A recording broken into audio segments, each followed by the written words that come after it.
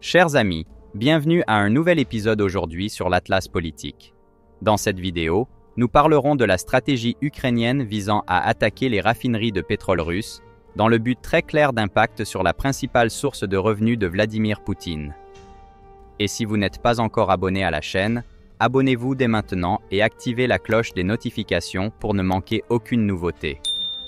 Dans les conflits longs, hautement technologiques et mécanisés, la victoire n'est pas toujours entièrement décidée sur le champ de bataille, la logistique, l'accès aux sources de matières premières et aux industries jouant un rôle très important. Le premier grand conflit où cela a été observé était la Seconde Guerre mondiale, une guerre dans laquelle la mécanisation des forces a atteint un niveau jamais vu auparavant, avec tant de véhicules sur terre, mer et air. Les industries et les matières premières ont été déterminantes. D'ailleurs, c'est précisément en réponse au boycott des États-Unis sur les exportations de pétrole que le Japon a décidé d'attaquer Pearl Harbor et plus d'une dizaine de cibles dans le Pacifique, tout cela dans un seul but: garantir l'accès aux intrants et aux matières premières essentielles pour l'industrie japonaise de la guerre. Dans le SAA du théâtre européen, les Alliés savaient très bien à quel point l'industrie allemande était cruciale pour la guerre d'Hitler, avec les Allemands construisant le plus grand parc industriel d'Europe dans un effort coordonné à partir de 1942 par Albert Speer, qui a créé un réseau gigantesque et très complexe d'usines capables de produire de manière décentralisée. Les Alliés savaient qu'une manière de vaincre l'Allemagne sur le front était de détruire sa base arrière, principalement les réseaux d'usines créés par Speer. Les États-Unis et le Royaume-Uni ont initié, en 1942, la plus grande et la plus brutale campagne de bombardement aérien de l'histoire, avec des attaques aériennes quotidiennes visant les lignes de communication, les voies logistiques et surtout les industries allemandes. Malheureusement, comme beaucoup de ces industries étaient situées près ou à l'intérieur de grandes villes, et comme les bombardiers de l'époque manquaient cruellement de précision, ces actions alliées ont laissé un terrible bilan de pertes civiles, avec des villes allemandes entières étant complètement dévastées. Cependant, malgré le coût tragique en vie civile, ces attaques alliées ont eu l'effet souhaité, affectant gravement l'effort de guerre allemand et réduisant la capacité des armées d'Hitler sur le front, contribuant activement à la défaite de l'Allemagne nazie. Aujourd'hui, au XXIe siècle, les industries, les fournitures et les matières premières sont encore plus cruciales dans tout grand conflit, l'invasion russe en Ukraine ne faisant pas exception.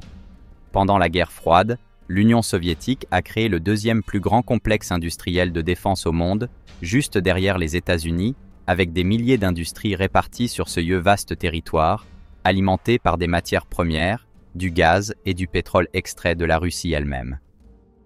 Avec l'effondrement soviétique, une partie significative de ces complexes industriels a été abandonnée, finissant par dépérir, mais de nombreuses usines sont restées actives, voire ont été étendues, dans un vaste processus de modernisation lancé par Poutine à la fin de son deuxième mandat.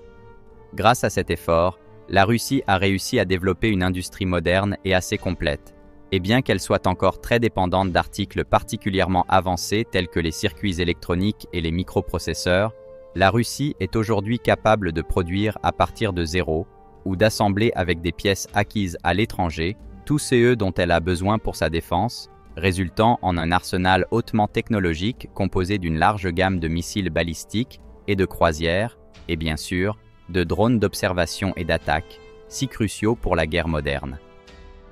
Toutes ces industries sont alimentées, évidemment, par le pétrole et le gaz naturel, des intrants vitaux pour n'importe quelle industrie. Et, par chance pour la Russie, ils abondent sur son propre territoire.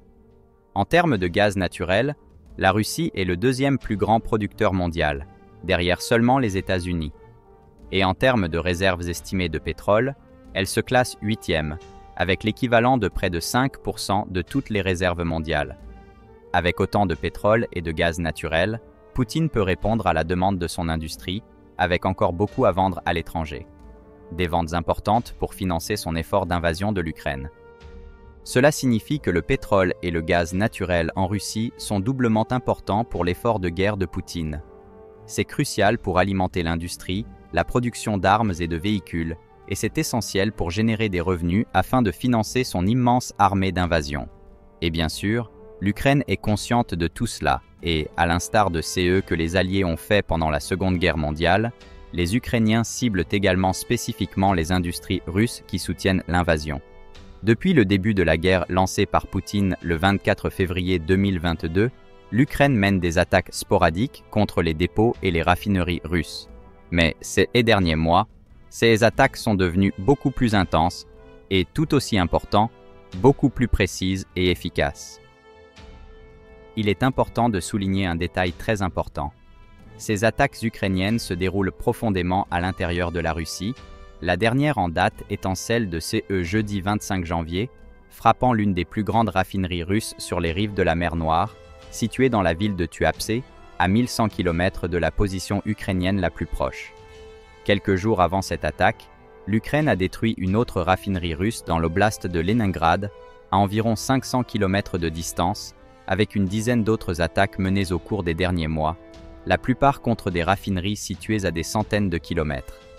Selon les informations disponibles, ces attaques ont été menées par des drones à longue portée, démontrant ainsi que les infrastructures russes importantes, telles que les raffineries, ne sont pas adéquatement protégées par des défenses aériennes.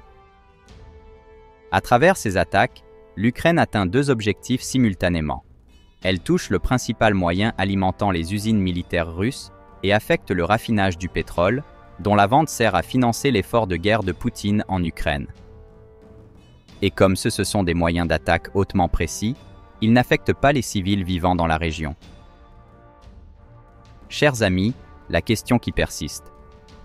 Face aux stratégies ukrainiennes visant les raffineries russes, croyez-vous que ces attaques auront un impact significatif sur le déroulement du conflit? Option A, oui, les attaques peuvent considérablement affaiblir les capacités militaires russes. Option B, non, la Russie dispose de ressources et d'alternatives pour surmonter ces obstacles. Nous voulons connaître votre analyse. Laissez votre opinion dans les commentaires ci-dessous. N'oubliez pas de liker la vidéo, de la partager avec vos amis intéressés par le sujet et bien sûr, si vous n'êtes pas encore abonné, abonnez-vous maintenant pour plus de mises à jour.